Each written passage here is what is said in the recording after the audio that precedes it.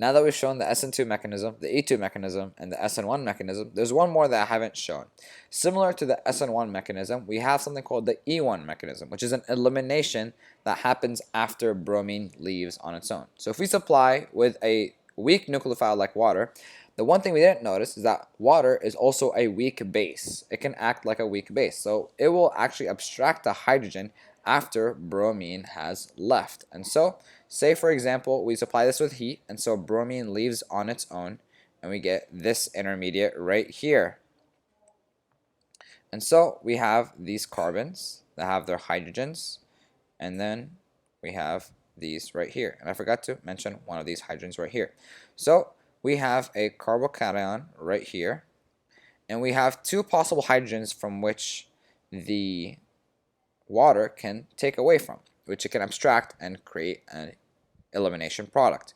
Now, water, which acts like a weak base in this situation, will only take the hydrogen that will yield the Zaitsev product. So, in this situation right here, water will only attack this hydrogen right here and form the Zaitsev product. With E1 mechanisms, you only form the Zaitsev product. And so, what we get here is this final product. We have our carbons and we have our double bond right in the middle.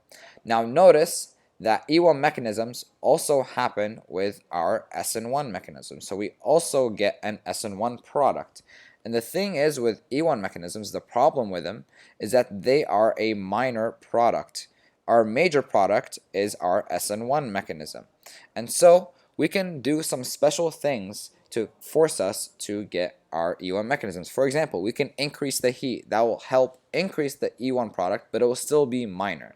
Now, there is a reaction in which we call it the dehydration reaction that can actually yield to a major E1 mechanism, and I will show it in the next step.